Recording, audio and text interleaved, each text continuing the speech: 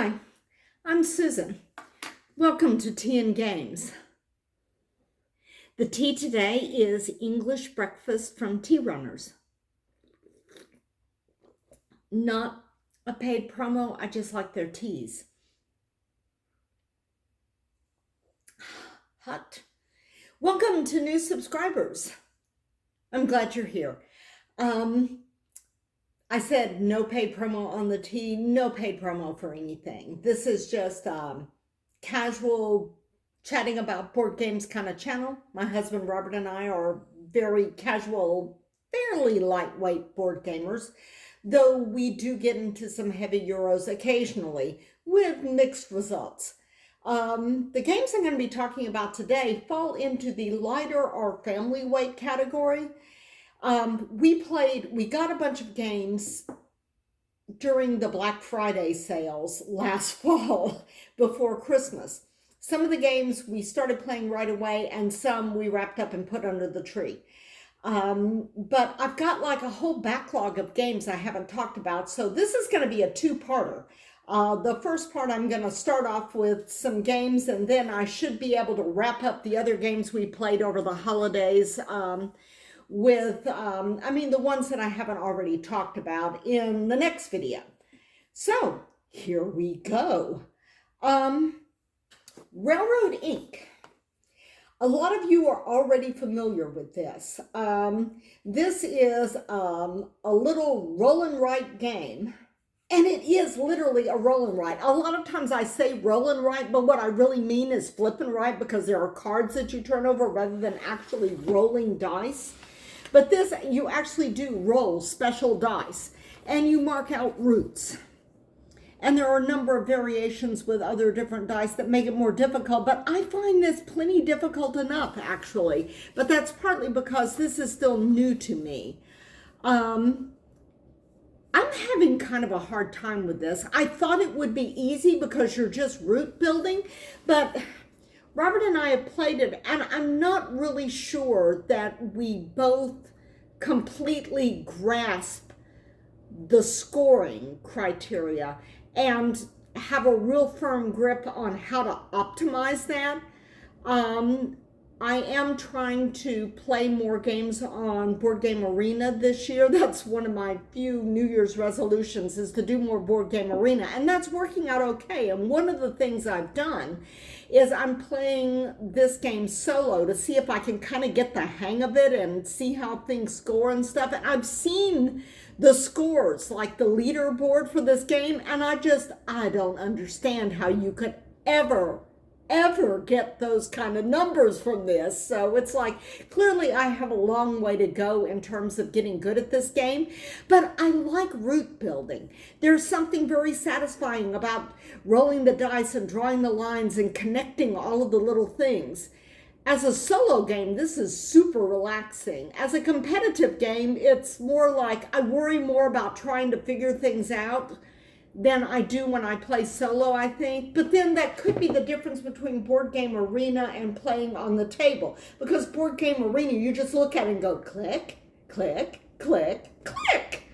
Whereas on the table, you're going like, oh, and now I need to erase that, and I need to erase that, and then maybe I'll move this over here. Whereas on Board Game Arena, you can like click to rotate things, and you can undo and reset and start over, and there's none of that messy erasing, like I'm going to wear a hole in the board, because this isn't a roll and write that uses paper. I don't know if you can tell from the back here, but it's an actual board that you're using a dry erase marker on.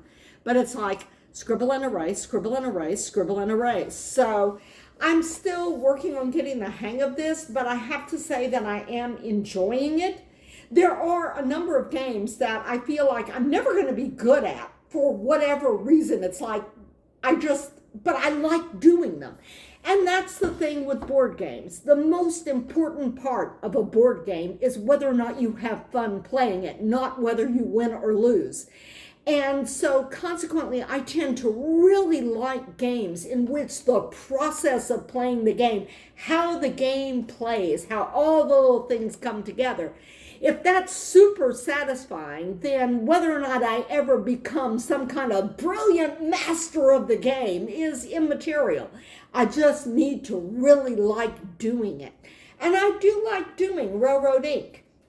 And I will eventually get around to playing it against real people on Board Game Arena. And since we are on the subject of Board Game Arena, I want to do a little digression here.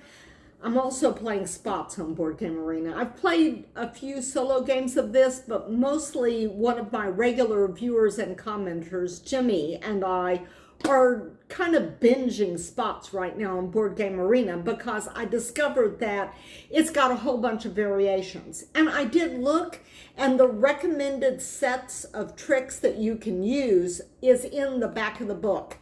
So if you have the physical version and you don't want to play with the beginner set, turn to the back of the book, just go all the way through it, and you will see that there are recommended sets for variations, and those recommended sets are available on Board Game Arena.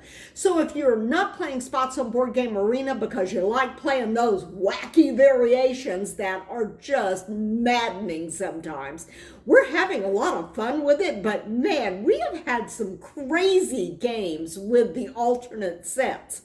But that's just something to keep in mind, is that Spots is on Board Game Arena, and you can access the recommended sets variations on Board Game Arena and set up games with those. Though after a few of those games, you may be regretting it. No, really, we are having fun. It's like we're going like, can you believe this? I don't know. What just happened? It's like, that did not work the way I thought it did. And I mean, when we play Spots on the table, my husband and I, what we usually do is we just we'll swap in one of the other tricks. I hadn't actually played the recommended sets and seen how these various alternate tricks work together. And by tricks, I don't mean tricks like trick-taking game. They're little cards, and they are tricks that your dogs can do, meaning this is what you can do on your turn. But yeah, we hadn't played with the recommended sets. What I usually do is I just swap in some random tile to, or maybe a couple of other ones to go in there. And there are some that we kind of keep coming back to because I like them. And we just finished up one game, and I lost by one dice. Oh, heartbreaking, especially seeing as how I was so far behind for so much of the game and kept going bust. So I'm going like, yes, I am clawing my way back. And I didn't quite make it. But yes, that is a lot of fun on Board Game Arena. And Spots and Railroad Ink on Board Game Arena, they play well on your phone. There are some games I've discovered on Board Game Arena, I'm going like, whoa. There's a couple of games I'm looking at and I'm going like, yeah, I'm not playing this on my phone. It's going to have to be on a tablet or a laptop because I will just go blind. But those two, you can take your turns on your phone and it's not too bad. So that's pretty good.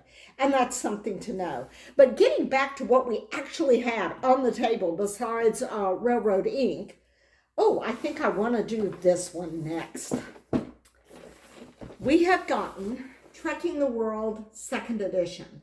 I didn't back the Kickstarter because I knew it was coming out retail, and so the minute it became available retail, we snatched it up. We have, and like the 1st edition of Trekking the World, yeah, we haven't sold it off yet. That will be culled. It will be sold off or given away or something like that. We'll pass it on to somebody else because it is a good game. If you have and like the 1st edition, then you might want to look at the 2nd edition. The really important thing about the 2nd edition is they completely rework the game. Based upon, and this was something that they talked about in blog posts, the publisher, designers, whoever talked about this in blog posts, you can just play test the heck out of a game before it's published and think that you've done a really excellent job of play testing it, and the game works and people like it and it's a good game. But then when the game is released into the wild, suddenly your playtest group is like hundreds of thousands or millions if the game is really popular. So this game has been out. Trekking the World has been out for a long time now. This isn't one of those games where the next year they come out with a new edition because they kind of go, oops. But no, this has been out for a long time. And over the years, they've gotten a lot of feedback about the gameplay from the gazillion people who play and love the game. And so they redid the game. And there's a part of me that always goes, whenever I hear about a game I like and they're going like, and we have totally redone it. In some cases, I get the new version and it turns out they really haven't changed much. And in some cases, I get the new version and they really have totally redone the game. But I'm always just kind of going, do you really want to do that? Do I really want to do that? Because it's like, it was good to start with, and I'm just half afraid they're going to screw up a good thing, but they didn't. They actually made this game better. I like this game tremendously more than the first edition, and I like the first edition a lot. But here's the thing. The first edition, both the setup and the play, is just maybe a tiny bit fiddly. It's not so much that I complain about it or it makes me not like the game, but we've just kind of noticed it's like we like the game and we're always saying we should play that more, but it never quite gets on the table. But the new edition, we've already played the new edition as much as we played the first edition all years combined. So yes, we like this one better. We are already playing it more per year than the previous edition. This is a family-weight game, and what they have done is the changes that they've made to setup and gameplay make the feel of the game and the flow of the game very, very smooth. They've really made setup is no longer a pain in the neck. They've simplified gameplay. They've improved the flow of the game. The feel of playing the game is just so much smoother and more satisfying than it was before. And they didn't change any of the things that I really loved about the game. You're still moving from place to place and you're still getting the cards, and they didn't change the artwork. See, they still got that nifty retro board, and notice now they did change the cover art. We do have new cover art because otherwise it would just be too confusing if the new edition looked exactly like the old edition. But no, this is the board which folds out here is still the same board. They haven't made any changes to the board. We have, and I might add that because this is a retail version, if you go to your local great game store or order it online from your favorite online vendor, this is what you will get. It will have the score pad in here, although I'm not sure. Yeah, we use the score pad, so that must mean BGA hasn't been updated. You have a compass, which tells you who the first player are. You have your player meeples. This plays up to 5. And here, those things were in this big compartment here. You hold this up so you can see they still have really good game organization inside the game like the first one does. You have your cubes. You have these tokens that you can get for doing certain things.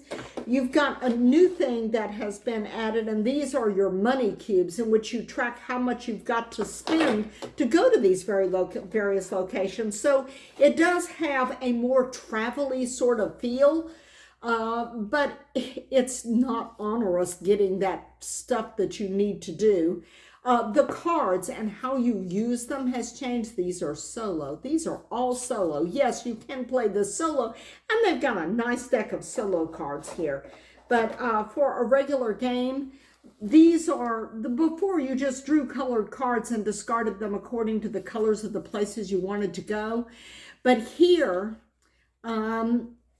you have, this is how much you can move, this is how much you will get, and down here are the places that you can go in order to pick up a cube. Instead of having a gazillion little cubes scattered all over the board, which was just so annoying, if you go to one of these places using this card, then you can pick up that cube. And that's used to fill the suitcase on your souvenirs, which works the same. But what I was saying about, and things did not change. Oh, yeah, look at this. You still have, oops, player aid cards here on the front. You still have the lovely, lovely artwork for the cards. These cards are slightly smaller than the cards in the first edition. And as a result, the artwork is cropped slightly differently. You may get like a little bit more around one border or a little bit less, or the card may be basically just formatted a little bit differently so that it's smaller. But I should say, I mean, you can see these are good sized cards. They're not hugely smaller than the other cards. These are still larger format cards. But yes, it's got just the lovely artwork and the flavor text. So you don't miss out on the flavor text. The flavor text is on the back of the card, and you will notice that there's some instructions on the bottom part of the back of the card, and these are for your encounters. There's two different, these are basically double use cards. Some of these cards will be used for encounters, in which case you can get this card and use it for this action, which maybe one of those actions that hang around, or maybe a one-time action, or you can get it for the location. So we really love the gameplay. I mean, I cannot even tell you just how much we like this new version. I gambled on getting a new version because I read all of the posts about the changes they made and why they made the changes and how they thought about how the game played. And the updated edition, they did it really smart. They really, really did. I would say this is probably in some ways a definitive edition. But should you get it? Oh, box is growling at me. But should you get the second edition? If you really love the first edition and you really love how the first edition plays and you play the first edition a lot and regularly, look at the second edition, but you may be fine just keeping the first. If you didn't like the first edition, or the first edition was one of those games that was like you liked it, it was okay, but it didn't really stick around or stick with you, or it just doesn't hit the table very often, then you might want to look at the second edition, because the second edition is definitely a better game. I mean, that's just it. I mean, that's my opinion, but that's certainly what they were shooting for with this, and I really think that they hit the mark on it. This is a fairly easy game to teach and learn. I would say the second edition is easier to teach and learn because not only is the setup less fiddly, gameplay is less fiddly. That whole flow of the game is much smoother. Understanding what you're doing in the game and what your options are, it's a lot better.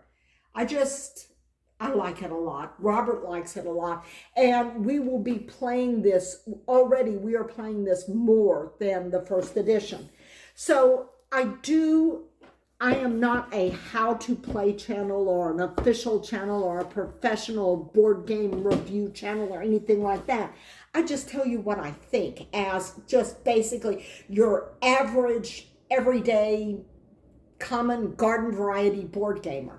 I would highly encourage you to look at other channels that do professional videos on board games and how they play and playthroughs and things like that, and see if the new edition clicks with you. See if it's something that you think that you might like more than the first edition. I know that there are going to be people out there that are going to want to keep the first edition, and that is fine because we liked the first edition. We thought it was a good game, but this one is going to get played more, at least in our household. So what else did we play over the holidays? Ooh, we got us some Draftosaurus. Draftosaurus was one of those games that kind of went on and off of my wish list because everybody says, oh, this game is so much fun. I mean, ask anybody, they're going like, oh, it's very fast, it's light, it's fast, it's just a huge amount of fun, and it's got adorable dinosaur meeples. But it doesn't play very well at 2. And that's why it kept going on and off of my wish list, because our primary player count is 2. Yeah, sure, sometimes we play games with family, or we can manage to corral a few friends over for a game day, but mostly we play at 2. So games that don't play well at 2, they tend to not stay in our board game collection, or we don't play them very often, and it's kind of a problem for us because I don't feel like we're really getting full enjoyment out of games. But this game that doesn't play well at 2 thing, it kind of depends upon how you look at it and what you're comparing it to. We've never played Draftosaurus before I got this. So consequently, I don't have a whole lot of memories of how much fun we've had playing it with a big group of people. See, that's the thing. If you've played this with a lot of people and then you play it with 2, excuse me a minute, I've got to go yell at my dog. Hi, we're back. This is Esme. Small dog, big mouth. I've got her quiet now, and we will go back to talking about Draftosaurus. She was defending the house, probably against a squirrel. So, if you played Draftosaurus with a whole bunch of people, this 2-player game is probably going to fall flat for you. But see, we haven't played it with a bunch of people.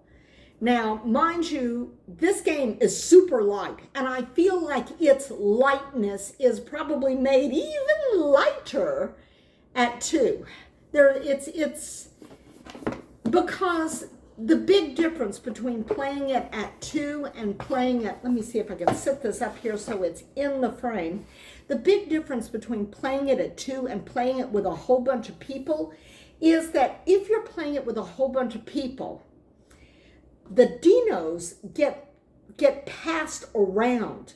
You know, it's like you're going to be placing your dino and passing the handful of dinos, which you are supposed to keep secret, around. We used a little opaque bit bowl, the kind that you snap together on the sides and everything, and basically would draw our dinos and put them into the bit bowl in our lap. But only for the first time when we draw, because after that, Robert and I are just basically swapping dinos, and we do discard one. We place one and discard one. That's part of the 2-player draft. I don't think there's any discarding in the multiplayer, the more-player game. But you're drawing them out of here.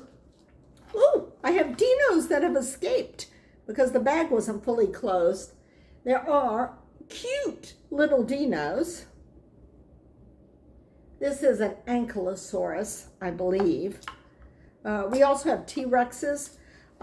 If you have trouble distinguishing colors, and with 2 players, you leave 2 dinos of each color in the box, the T-Rexes and the Ankylosauruses are very similar in color and shape, and that is the one caveat that I would give.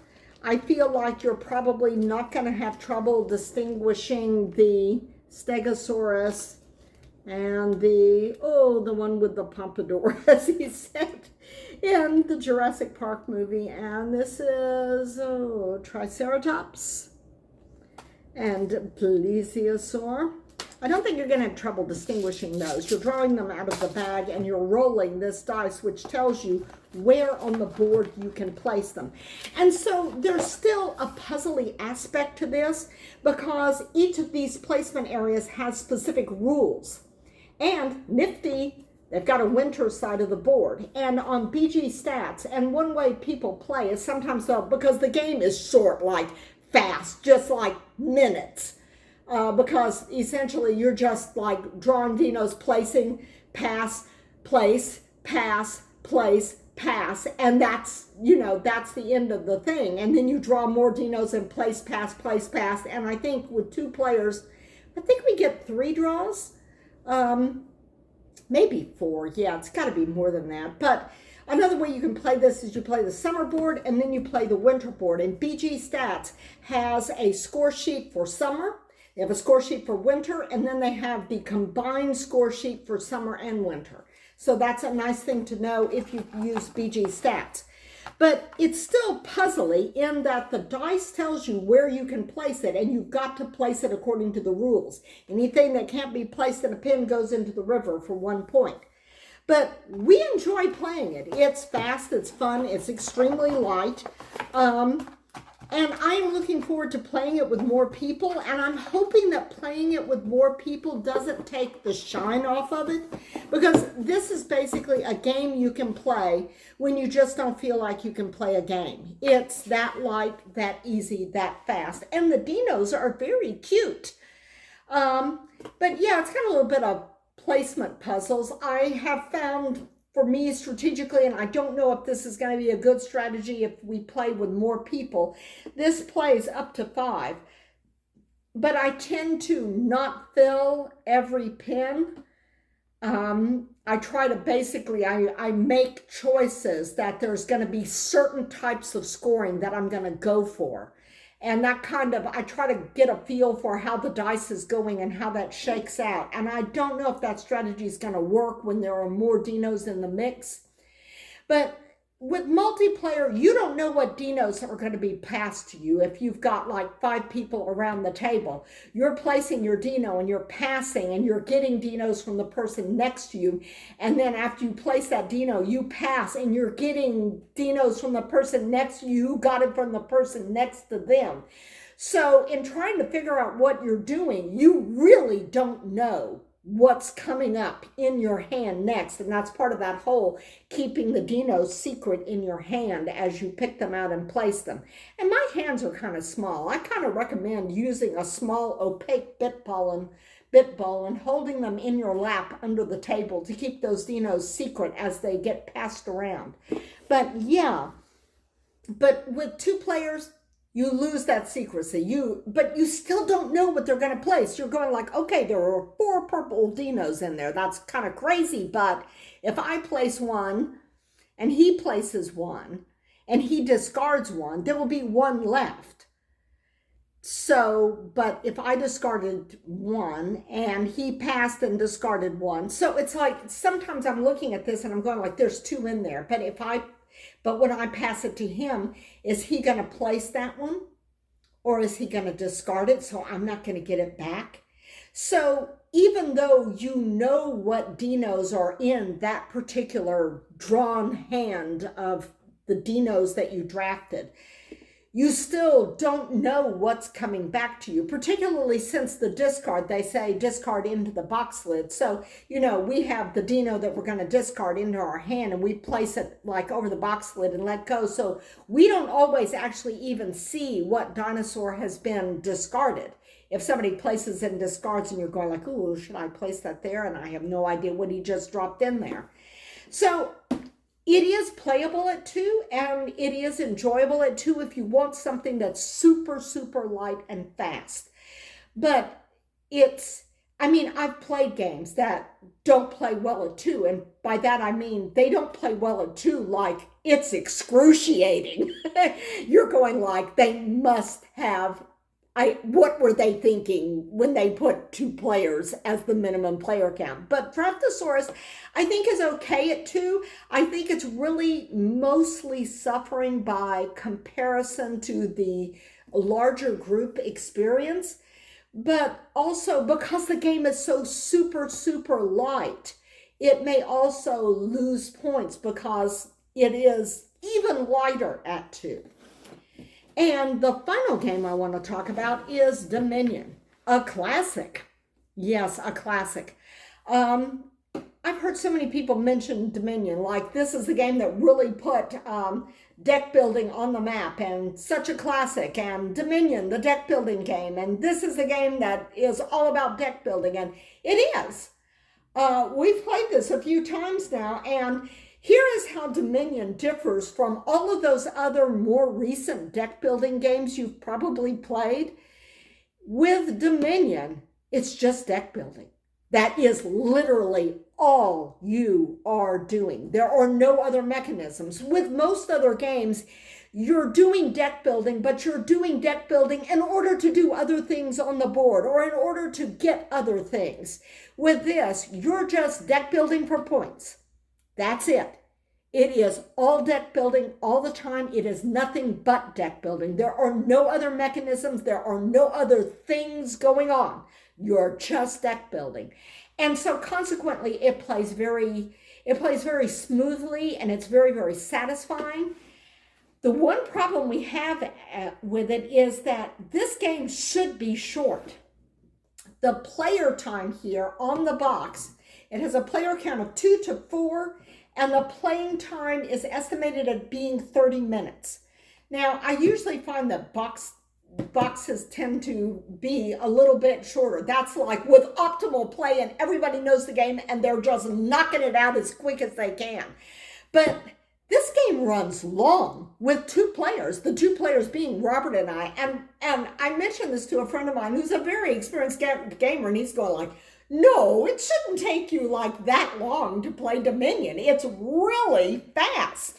And I'm going like, not for us. We must be doing something wrong. I mean, the way I'm looking at it, Robert and I are trying to figure out how to optimize our choices and everything. And we're just kind of looking at this, and we're not taking huge amounts of thinking time on it, but we've played it a few times, like back-to-back games even, and played it like a lot over the same weekend, in an effort to really kind of get it down. And it's still running like 3 times longer than what the box lid says, or 4 times longer than what the box lid says. So I gotta think that we're just really bad at deck building.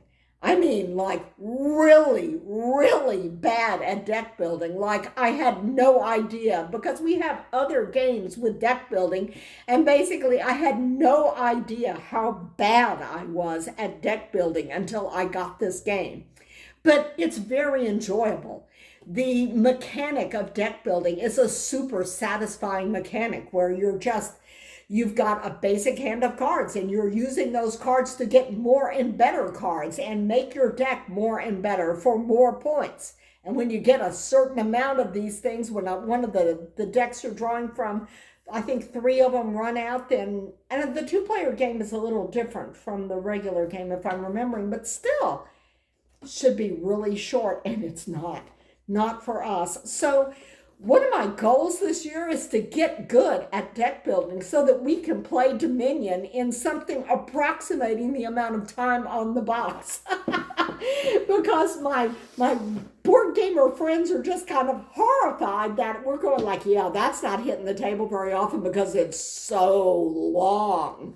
And I mean, for a deck building game, you don't want it to drag. It's like, and we're just kind of grinding it out to get those cards. And I'm going like, we must be doing something wrong. So yeah, not a professional board gamer, not a professional board game channel.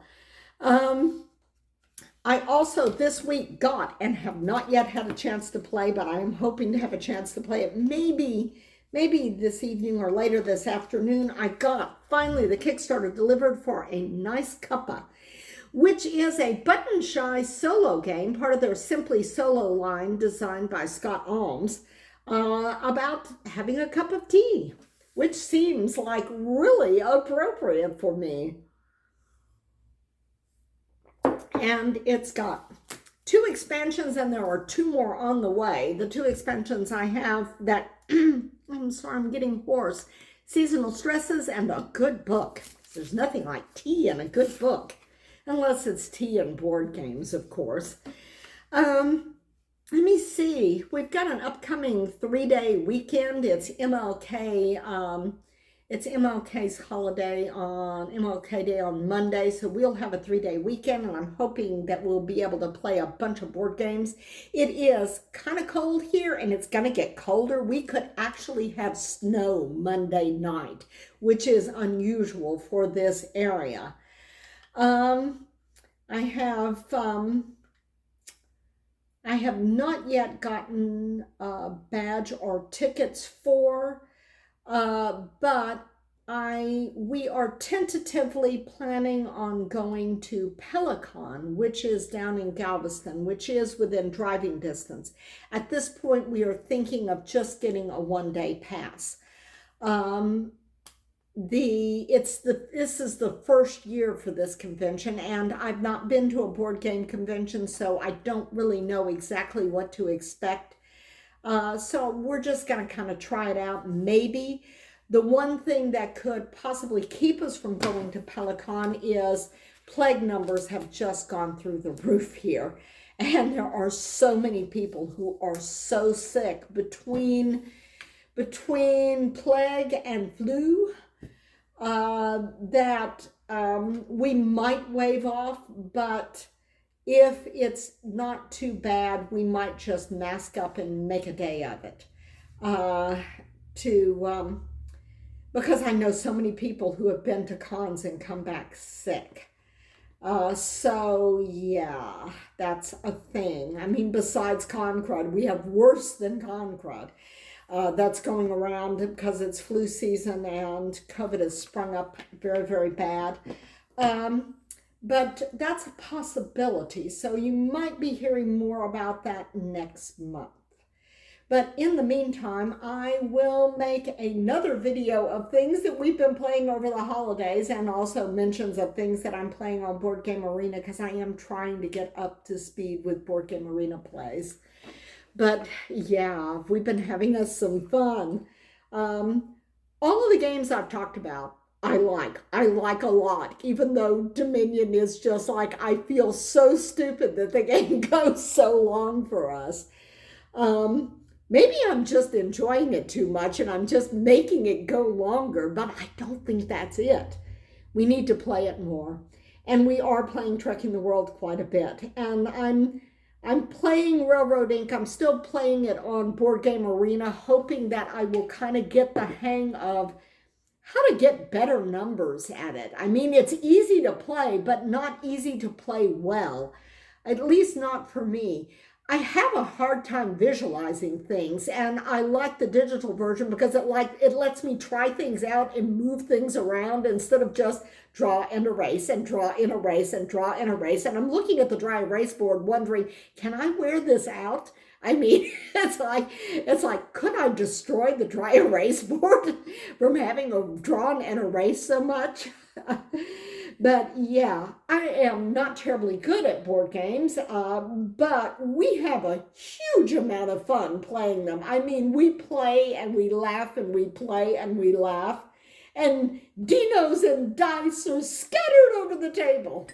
And since the weather has just been so bad and so cold, this is a good time to hole up nice and cozy and warm with a mug of tea and a good game. And I will see y'all next time round the table. Bye.